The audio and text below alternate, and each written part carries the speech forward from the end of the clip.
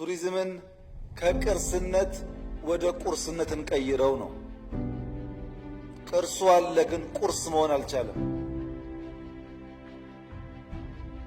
ትላልቅ ቅርስ ይዘን ወደ ቁርስ መቀየር ባለመቻላችን የገንዘብ ምንጭ መሆን የሚችሉ ቅርሶች መጠገን እንኳ ወደማንችልበት ደረጃ ወርደዋል። የእኛ ቅርሶች ወደ ቁርስ ይቀየሩ። ወደ ቁርስ ለመቀየር ደግሞ ዘመኑን እንገንዘበው።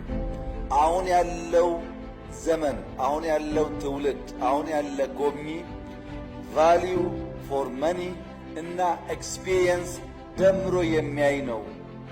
ቅርስ ብቻ ስላለ መጥቶ አያይም። ለሚያወጣው ወጪ የሚመጣጠን ሰርቪስ፣ የሚመጣጠን ኢንቫይሮንመንት፣ የሚመጣጠን ሰላም መኖሩን ማረጋገጥ ይፈልጋል። ቢኮዝ አሁን ያለው እንደ ድሮ በጀልባ ሀገር አቋርጦ የሚጓዝ ሰው አይደለም። አትራክሽንስ አሉን፣ ግን ዴስቲኔሽን የለንም። አትራክሽንና ዴስቲኔሽን አዋህደን እንስራ። ማረፊያው በሌለበት አትራክሽን ስላለ ብቻ በበቂ ደረጃ ሰው አይመጣም።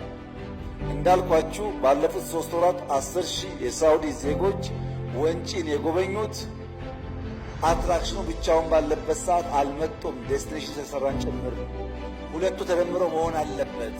ማርኬትም ታርጌት እናድርግ። ሁሉንም ማሰብ አንችልም። ለእኛ ኮስት፣ ለእኛ ባህሪ፣ ለእኛ ዌዘር የሚመጥነውን ሰው ለይተን እናምጣ።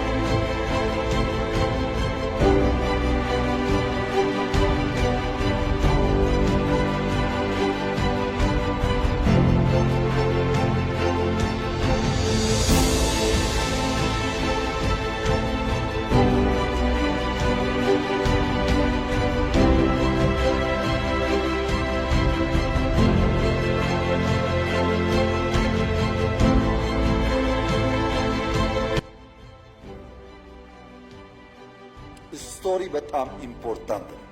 መጀመሪያ ካፓቢሊቲስ ያሉንን ካፓቢሊቲስ አይደንቲፋይ እናድርግ። ብዙ ነገር ነው ያለው፣ እንወቅ። አንድ አይነት መሆን የለበትም። በየአካባቢ ያለውን ጸጋ ለይተን እንወቅ።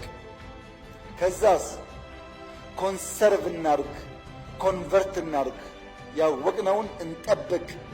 ወደሚታይ፣ ወደሚጨበጥ፣ ወደሚጎበኝ ነገር እንቀይረው። ጉብኝቱ ደግሞ እንዲያርግ ኮመርሻላይዝ እናድርግ። ይሄ የቱሪዝም ሚኒስትር አይሰራውም፣ ጠቅላይ ሚኒስትር አይሰራውም፣ የክልል ፕሬዝዳንት አይሰራውም።